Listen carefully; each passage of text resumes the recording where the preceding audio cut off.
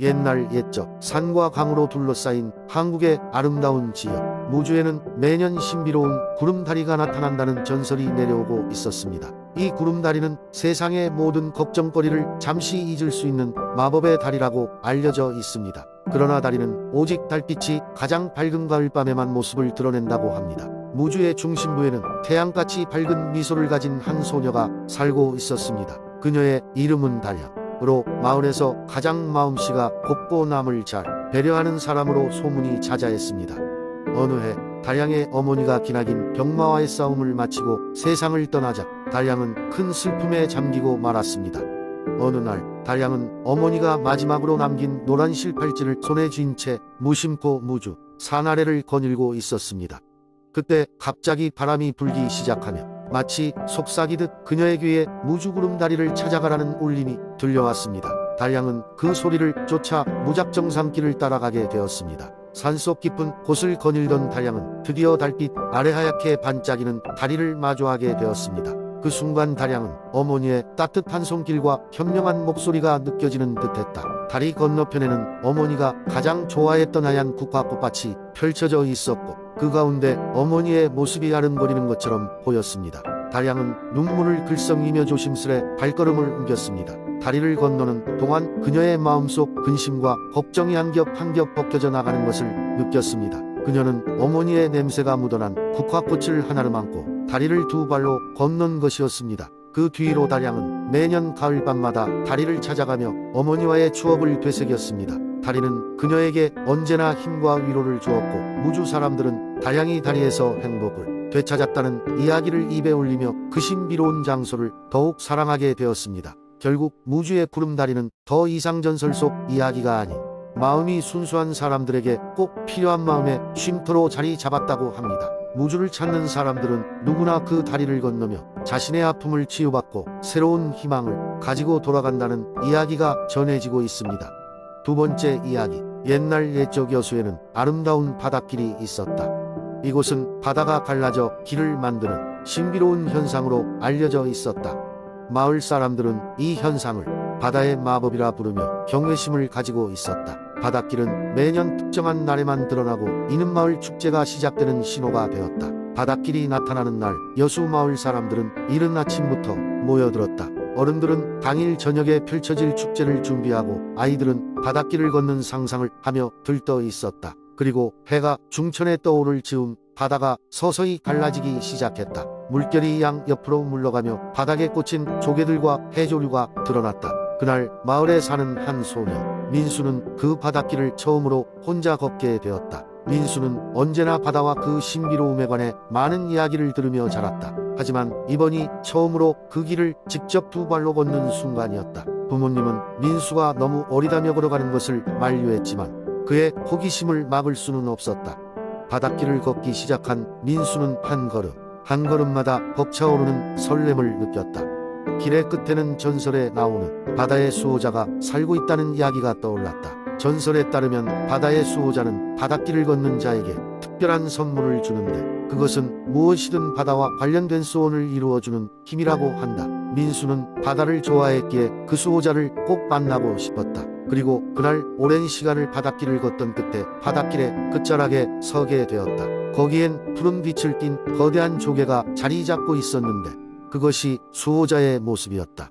조개 껍질이 열리면서 신비한 빛이 뿜어져 나왔고 속에서 환한 얼굴을 한 수호자가 민수에게 다가왔다. 바다를 아끼고 사랑하는 아이여, 너에게 바다의 마음을 전해주노라 라고 수호자는 작은 소라 껍질 하나를 건네주었다. 그 작은 소라 껍질은 언제든 바닷소리가 들리고 민수가 원할 때 바다 아래 세상을 볼 수 있는 능력을 가지고 있었다. 민수는 기쁜 마음으로 돌아왔고 그 소라 껍질은 이후 오랜 시간 동안 그의 삶에 큰 힘이 되었다. 이후로도 여수의 바닷길은 매년 변함없이 나타났고 그곳을 걸었던 수많은 사람들은 각자의 바다 이야기를 새로 쓸 수 있었다.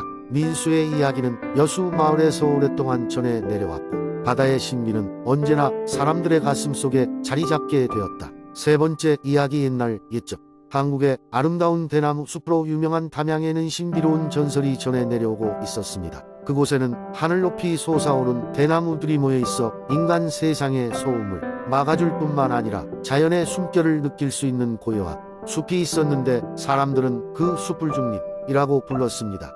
이 숲은 단순한 나무들이 모인 곳이 아니라 자연과 인간이 조화를 이루며 살아갈 수 있게 도와주는 미묘한 힘을 가지고 있었습니다. 중림의 중심에는 아주 오래된 대나무가 있었고 사람들은 그 나무가 숲의 영혼을 지키고 있다고 믿었습니다. 담양에는 어렸을 때부터 이 숲에서 자란 한 소년이 있었습니다. 그의 이름은 대수였는데 그는 마을 사람들로부터 대나무의 비밀과 숲에 얽힌 전설들을 들으며 자랐습니다. 그는 언제나 대나무 숲속을 걸으며 대나무관에는 바람 소리를 들으면서 기쁨을 느꼈습니다. 그의 할머니는 그에게 오래된 이야기를 해주며 대나무 숲에는 특별한 힘이 있다는 것을 일러주었습니다. 대수는 하루는 대나무 숲 깊은 곳에서 이상한 소리를 들었습니다. 그 소리는 마치 대나무가 속삭이는 것 같았습니다. 호기심 많은 대수는 그 소리를 따라가기로 결심했습니다. 숲 깊은 곳으로 들어가면 들어갈수록 소리는 점점 더 선명해졌고 그는 마침내 대나무 숲의 중심에 도착했습니다. 그곳에는 그가 찾던 대나무 나무가 있었고 나무는 말없이 그의 마음을 읽고 있는 것 같았습니다. 대수는 대나무 앞에서 무릎을 꿇고 마음속으로 바랬습니다. 마을 사람들과 자연이 조화롭게 살아가길, 대나무 숲이 언제나 푸르게 남아있기를. 그러자 놀라운 일이 일어났습니다. 대나무의 줄기가 부드럽게 빛나더니 대수의 마음속 소망이 아주 선명하게 그의 머릿속에 그려졌습니다. 마치 대나무 나무가 그 소망을 이루어줄 것처럼 그 후로 대수는 마을을 위한 다양한 활동을 시작했습니다. 대나무와 함께하는 축제를 여러 사람들에게 자연의 소중함을 일깨웠고 대나무로 만든 놀라운 작품들을 통해 마을과 자연을 연결했습니다. 그의 노력 덕분에 마을은 아름답고 조화롭게 발전했고 대나무 숲은 전보다도 더 푸르고 건강해졌습니다. 시간이 흘러 대수는 나이가 들었지만 그의 이야기는 대나무 숲의 소리와 함께 전해 내려왔습니다. 사람들은 여전히 중림을 찾아와 대수의 이야기를 듣고 대나무가 가진 특별한 힘을 느끼며 자연과 함께하는 삶을 생각하며 미소 지었습니다. 대나무 숲은 여전히 그곳에 있었고 대수의 소망을 담고 있는 대나무 나무는 조용히 숲을 지키고 있었습니다. 네 번째 이야기. 옛날 전주시 변두리에 위치한 고요한 숲속 마을에는 그곳에 사는 사람들만 아는 비밀의 길이 있었다. 이 길은 전주의 푸른 숲속 깊은 곳으로 이어져 있었고 그 끝에는 모든 이의 소원을 들어주는 마법의 샘이 있다고 전해졌다. 마을 사람들은 매년 첫 번째 보름달이 뜨는 날 샘을 찾기 위한 여행을 떠나곤 했다. 하지만 길은 마법의 힘으로 덮여 있어 마음이 순수하고 진실한 사람들만이 길을 찾을 수 있었다. 전설에 따르면 마음의 탐욕이나 어둠이 있으면 숲은 끝없이 이어지는 길로 변하며 길을 벗어난 사람은 다시는 마을로 돌아올 수 없다고 했다. 춘이라는 어린 소녀가 마을에서 태어나 자랐다. 춘이는 마음씨가 곱고 늘 맑은 웃음을 가지고 있어 마을 사람들은 그녀를 사랑하지 않을 수 없었다. 춘이는 밤하늘의 별을 보며 자신의 소망을 항상 속삭였다. 엄마의 병이 낫게 해주세요. 춘이의 엄마는 오랫동안 병상에 누워 있었고 하루하루가 힘겨운 나날의 연속이었다. 첫 번째 보름달이 뜨기 시작한 날 춘이는 용기를 내어 숲속의 비밀의 길로 들어갔다. 그녀의 손에는 엄마가 사랑하던 작은 꽃 한 송이가 들려 있었다. 숲은 천천히 춘이를 그 안에 품으며 그녀를 새로운 모험으로 안내했다. 길을 걷다 보니 춘이는 여러 환상적인 동물과 만났다. 황금빛 죄투를 입은 여우, 노래하는 새, 춤추는 다람쥐들까지 모두가 춘이를 반기며 희망을 잃지 않도록 격려했다. 긴 여정 끝에 춘이는 드디어 마법의 샘에 도착했다. 샘은 달빛에 반짝이며 신비로운 빛을 내뿜고 있었다. 춘이는 조심스럽게 샘물에 손을 담그며 마지막으로 마음속 가장 깊은 소원을 빌었다. 그녀의 눈에 눈물이 맺혔고 작은 진심의 방울은 샘 속으로 떨어졌다. 그 순간 샘 주위의 모든 것이 환하게 밝아졌고 춘이는 무언가 달라졌음을 느꼈다. 시간이 흐르는 듯했으나 그녀의 마음은 더 가벼워졌다. 마법의 길을 따라 다시 집으로 돌아온 춘이는 가족들과 함께 마을 사람들의 환영을 받았다. 놀랍게도 춘이의 어머니는 점차 회복되기 시작했고 며칠 후에는 침대에서 일어날 수 있게 되었다. 마을 사람들은 춘이의 용기와 사랑을 칭송하며 그녀를 기렸다. 그 후로도 전주의 숲속 마을에서는 첫 보름달이 뜨는 날이면 많은 이들이 자신의 소중한 소망을 품고 마법의 길을 찾곤 했다. 이리하여 전주의 숲속 마을과 마법의 길, 이야기는 오랜 세월이 흐른 지금까지도 사람들에게 사랑과 희망의 상징으로 전해지고 있다. 다섯 번째, 이야기 옛날 옛적. 지금의 군산이 아직 작은 어촌 마을이었을 때 마을 사람들은 바다로부터 나오는 신비로운 소리를 들었다. 그 소리는 바람이 잔잔한 밤이면 어김없이 나타났고 마치 속삭이는 듯한 말소리 같았다. 어부들은 처음에는 이를 바다 속에 사는 요정들의 장난이라 생각했으나 시간이 지날수록 그 소리는 점점 명확해져 갔다. 마을의 어른들은 이 소리에 관해 다양한 이야기를 나누었다. 어떤 이들은 이 소리가 바다 밑에 숨겨진 고대의 보물이 낳는 소리라고 했고, 다른 이들은 오래전 무역선이 난파되며 남긴 유령 선원들의 울음이라고 주장했다. 마을에 느나리 라는 이름의 호기심 많은 소녀가 살고 있었다. 그녀는 이 소리에 큰 관심이 있었고 그 비밀을 밝히고자 마음을 먹었다. 아리는 매일 밤 바닷가로 나가 소리가 나는 방향으로 걸어갔고 달빛 아래서 파도의 흐름과 바람 소리에 귀를 기울였다.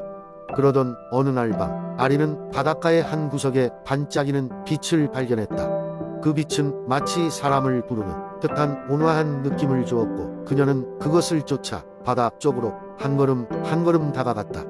그리고 마침내 물 아래에서 빛나는 조개 껍데기에 무더기를 발견했다. 아리는 조개 껍데기 중 하나를 들어 올렸고 그 안에는 신비로운 파란빛의 구슬이 담겨 있었다. 놀랍게도 그 구슬은 온기를 바라며 작은 목소리로 노래를 불렀다. 그 노래는 아리가 들었던 바다의 속삭임과 똑같았다.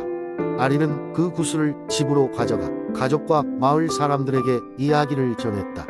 마을 사람들은 처음엔 믿지 않았지만 아리의 설명을 듣고 구슬에서 나오는 소리를 확인한 후 모두가 놀라움을 금치 못했다. 그들은 이 구슬이야말로 마을의 행운을 가져다주는 신의 선물이라 믿으며 아리에게 큰 찬사를 보냈다.